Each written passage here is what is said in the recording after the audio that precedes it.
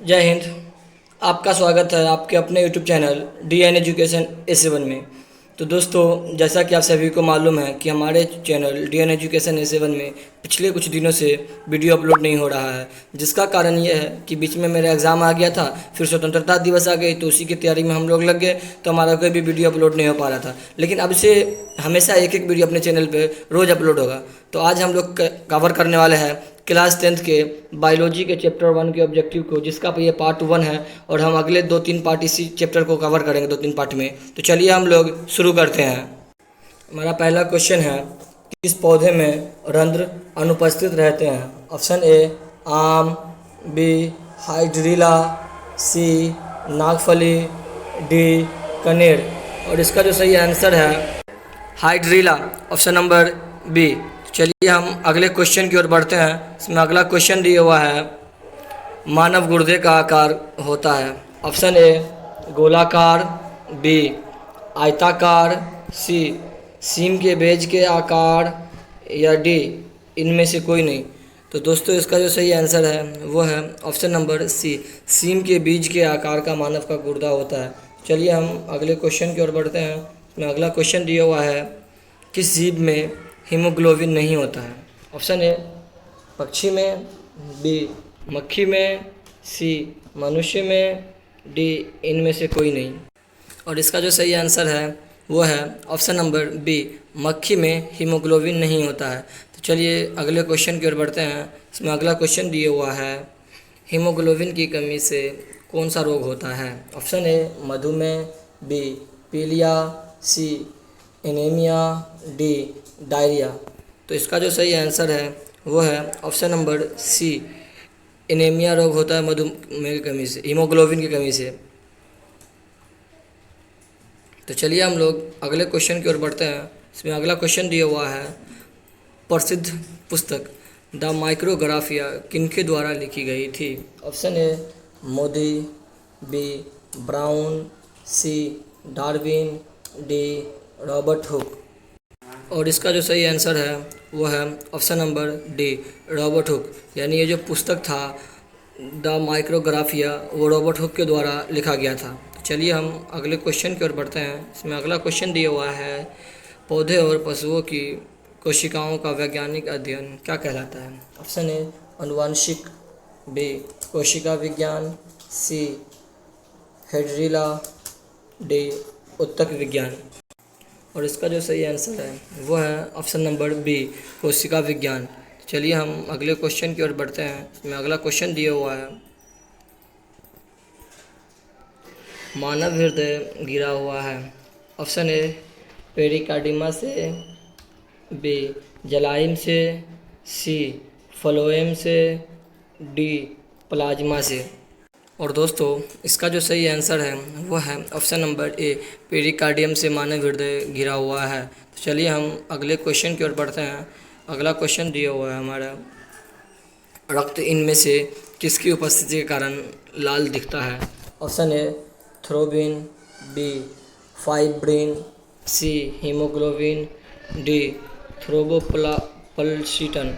तो दोस्तों, इसका जो सही आंसर है वो है ऑप्शन नंबर सी, यानी हीमोग्लोबिन के कारण रक्त हमारा शरीर का लाल दिखता है।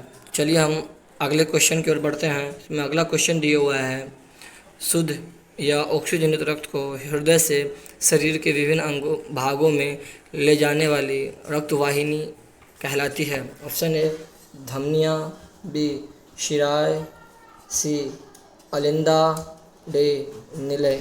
तो इसका जो सही आंसर है वो है ऑप्शन नंबर ए, यानी धमनियाँ के कारण ही हमारे पूरे शरीर में रक्त प्रवाहित होती है। चलिए हम अगले क्वेश्चन की ओर बढ़ते हैं। इसमें अगला क्वेश्चन दिया हुआ है, पादप में जलाइम उत्तरदायी है? ऑप्शन ए जल का वाहन, बी भोजन का वाहन, सी अमीनो अम्ल का वाहन, डी ऑक्सीजन का वाहन। और इसका जो सही आंसर है वो है जल का वाहन। चलिए हम अगले क्वेश्चन की ओर बढ़ते हैं। इसमें अगला क्वेश्चन है, स्वपोषी पोषण के लिए आवश्यक है? ऑप्शन ए क्लोरोफिल, बी सूर्य का प्रकाश, सी कार्बन हाइड्रोक्साइड तथा जल, डी इनमें से सभी। इसका जो सही आंसर है वो है ऑप्शन नंबर डी, इनमें से सभी। यानी सपोसिव पोषण के लिए उपर्युक्त सभी आवश्यक है। तो चलिए हम अगले क्वेश्चन की ओर बढ़ते हैं। इसमें अगला क्वेश्चन दिया हुआ है, किस प्रकाश के श्वसन से अधिक ऊर्जा निकलती है? ऑप्शन ए वायवीय श्वसन, बी अवायवीय श्वसन, सी ए और बी दोनों, डी इनमें से कोई नहीं। इसका जो सही आंसर है वो है ऑप्शन नंबर ए, वायवीय श्वसन। चलिए हम अगले क्वेश्चन की ओर बढ़ते हैं। इसमें अगला क्वेश्चन दिया हुआ है, तिलचट्टा में कितने जोड़े श्वसन रंध्र पाए जाते हैं? Option A 2, B 8, C 10, D 6। और इसका जो आंसर है वो है ऑप्शन नंबर बी 8, यानी तिलचट्टा में 8 जोड़े श्वसन रंध्र पाए जाते हैं। चलिए हम लोग अगले क्वेश्चन की ओर बढ़ते हैं। इसमें अगला क्वेश्चन दिया हुआ है, टर्किया किस जीव का श्वसन अंग है? Option A hydra, B starfish, C cockroach, D pila. और इसका जो सही आंसर है वो है ऑप्शन नंबर सी, कॉकरोच। यानी टर्किया जो है कॉकरोच का श्वसन अंग है। श्वसन अंग हम उसे कहते हैं जिससे हम सांस लेते हैं। तो चलिए हम अगले क्वेश्चन की ओर बढ़ते हैं। हमारा अगला क्वेश्चन है, प्रकाश संश्लेषण प्रक्रम में निम्नलिखित में से क्या नहीं होता है? ऑप्शन ए पानी का टूटना, बी CO2 का मुक्त होना, सी ऑक्सीजन का मुक्त होना, डी CO2 का उपभोग। और इसका जो सही आंसर है वो है ऑप्शन नंबर बी, CO2 का मुक्त होना। तो दोस्तों यहाँ पे टाइपिंग में गलत हो गया है, यहाँ पे ऑप्शन नंबर डी में CO2 का उपयोग होगा। चलिए हम अगले क्वेश्चन की ओर बढ़ते हैं।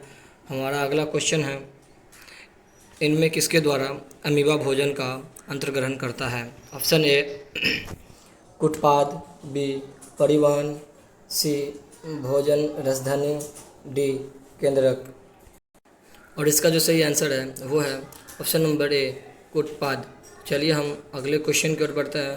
इसमें अगला क्वेश्चन दिया हुआ है, अमीबा में अधिकांश पोषण कैसा होता है? ऑप्शन ए शाकाहारी, बी अंतर्ग्रहण, सी सर्वाहारा, डी स्वपोषी। और इसका जो सही आंसर है वो है ऑप्शन नंबर बी, अंतर्ग्रहण। चलिए हम अगले क्वेश्चन की ओर बढ़ते हैं। इसमें अगला क्वेश्चन दिया हुआ है, मछलियाँ किस अंग द्वारा श्वसन करती है, यानी किस अंग से वो सांस लेती है? ऑप्शन ए फेफड़ों से, बी टर्किया से, सी कोशिका झिल्ली से, डी गिल्स से। तो जैसा कि आप सभी को मालूम होगा दोस्तों कि मछलियाँ अपने गिल्स यानी गलफारे से सांस लेती है। तो चलिए हम लोग अगले क्वेश्चन की ओर बढ़ते हैं। इसमें अगला क्वेश्चन दिया हुआ है, जीवन एक महत्वपूर्ण विशेषता है। ऑप्शन ए अनुगति, बी वृद्धि, सी समन्वय, डी संघ। और इसका जो सही आंसर है वो है ऑप्शन नंबर बी, वृद्धि। तो चलिए हम अगले क्वेश्चन की ओर बढ़ते हैं। इसमें अगला क्वेश्चन दिया हुआ है, प्रकाश संश्लेषण होता है। ऑप्शन ए दिन में, बी रात में, सी दिन और रात दोनों में, डी इनमें से कोई नहीं। इसका जो सही आंसर है वो है ऑप्शन नंबर ए, दिन में। चलिए हम अगले क्वेश्चन की ओर बढ़ते हैं। अगला क्वेश्चन दिया हुआ है, प्रकाश संश्लेषण की क्रिया होती है। ऑप्शन ए कवकों में, बी जंतुओं में, सी हरे पौधों में, डी परजीवियों में। और इसका जो सही आंसर है वो है हरे पेड़ पौधे में। तो चलिए हम अगले क्वेश्चन की ओर बढ़ते हैं। इसमें अगला क्वेश्चन दिया हुआ है, मनुष्य में सांस लेने और छोड़ने की क्रिया को कहते हैं। ऑप्शन ए श्वसन, बी श्वासोच्छ्वास, सी निश्वासन, डी निःश्वासन। और इसका जो सही आंसर है वो है ऑप्शन नंबर बी, श्वासोच्छ्वास। चलिए हम लोग अगले क्वेश्चन की ओर बढ़ते हैं। दोस्तों इसमें यहाँ पर मनुष्य छूट गया है तो इसमें आप लोग ध्यान नहीं दीजिएगा। चलिए हम अगले क्वेश्चन की ओर बढ़ते हैं। अगला क्वेश्चन दिया हुआ है, आणविक ऑक्सीजन के उपलब्ध में नहीं होने से पाइरूवेट का परिवर्तन जंतु में किस यौगिक से होता है? ऑप्शन ए लैक्टिक अम्ल, बी एथेनॉल, सी साइट्रिक अम्ल, डी ग्लूकोज। और इसका जो सही आंसर है वो है ऑप्शन नंबर ए, लैक्टिक अम्ल। चलिए हम अगले क्वेश्चन की ओर बढ़ते हैं। इसमें अगला क्वेश्चन दिया हुआ है, पौधे में गैसों के आदान प्रदान के लिए रहते हैं? ऑप्शन ए जड़, बी रंध्र, सी तना, डी टहनी। यानी दोस्तों आप सभी को मालूम होगा कि पौधा अपना गैस का आदान प्रदान किस तरह से करता है। वो पौधे में जड़ से आदान प्रदान गैस का नहीं होता है, तना से नहीं होता है, टहनी से नहीं होता है। पौधों में गैस का आदान प्रदान रंध्र के द्वारा होता है जो पत्तियों में पाया जाता है। तो चलिए हम लोग अगले क्वेश्चन की ओर बढ़ते हैं। जिस हमारा अगला क्वेश्चन है, एक कोशिकीय शैवालों में जल का परिवहन होता है। ऑप्शन ए प्रासरण द्वारा, बी चलनी नालिकाओं द्वारा, सी विसरण द्वारा, डी जलाइम वाहिकाओं द्वारा। और इसका जो सही आंसर है वो है विसरण द्वारा। तो चलिए हम लोग अगले क्वेश्चन की ओर बढ़ते हैं। हमारा अगला क्वेश्चन है, पानी एवं घुलित खनिज का पौधा स्थानांतरण होता है। ऑप्शन ए जलाइम नालिकाओं द्वारा, बी फ्लोएम द्वारा, सी मृदुतक द्वारा, डी दृढ़ोतक द्वारा।